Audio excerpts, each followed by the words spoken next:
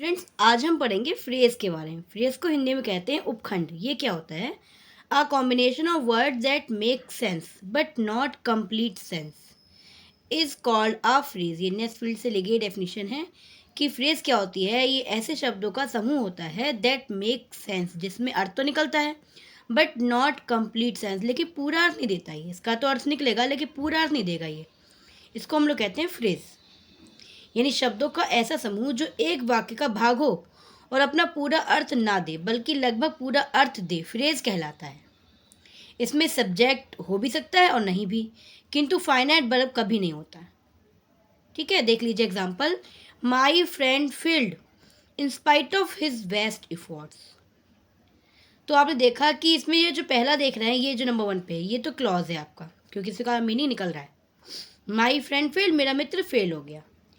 लेकिन in spite of his best effort, अपने पूरे प्रयास करने के बावजूद।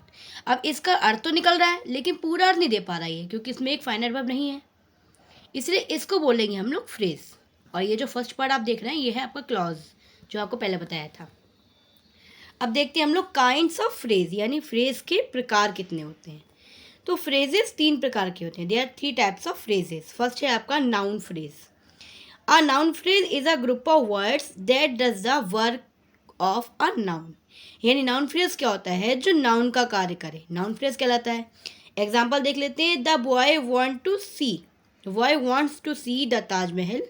ऑब्जेक्ट ऑफ द वर्ड्स में देख लिया हमने कि ये टू सी द ताजमहल जो है ये हमारा फ्रेज है, लेकिन है कि ये नाउन फ्रेज है क्योंकि ये ऑब्जेक्ट की तरह काम कर रहा है यहाँ पर।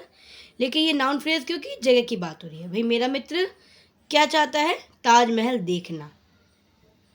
तो to see the Taj Mahal, Taj Mahal देखना मीनिंग तो निकल रहा है लेकिन पूरा अर्थ नहीं दे रहा है ये। ठीक है, बोलेंगे इसको फ्रेज, क्योंकि यहाँ पे नाउन का काम कर रहा है, इसलिए नाउन फ्रेज कहलाएगा। सेकंड है आपका एडजेक्टिव फ्रेज। अब ये क्या होता है adjective phrase? An adjective phrase is a group of words that does the work of an adjective. अब एडजेक्टिव फ्रेज क्या होगा? जो एक एडजेक्टिव का काम करेगा, एडजेक्टिव फ्रेज कहलाता है। एग्जाम्पल देख लेते हैं।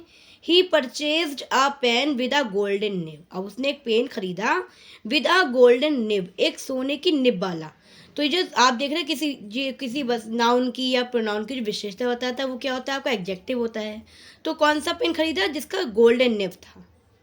तो ये जो गोल्डन निब है यहाँ पे एडजेक्टिव फ्रेज है। इसका मीनिंग निकल नहीं रहा है, कंप्लीट मीनिंग नहीं निकल रहा है, इसका मीनिंग तो निकल रहा है लेकिन ये जो गोल्डन निब है ये आपका एडजेक्टिव फ्रेज का काम कर रहा है। यहाँ पर एडजेक्टिव का काम कर रहा है, ये कहलाएगा एडजेक्टिव फ्रेज। थर्ड है आपका एडवर्ब फ्रेज। ये क्या होता है? An adverb phrase is a group of words that does the work of an adverb. अब ये जो एडवर्ब फ्रेज है ये एडवर्ब का काम करता है। कैसे देख लेते हैं। I love you with all my heart. मैं तुमको प्यार करता हूँ या करती हूँ विद ऑल माई हार्ट, अपने पूरे दिल से। तो ये जो विद ऑल माई हार्ट है यहाँ पे ये एडवर्ब का काम कर रहा है, यहाँ पे ये एडवर्ब फ्रेज है। आई होप आपको अच्छे से समझ में आ गया होगा। Thank you class.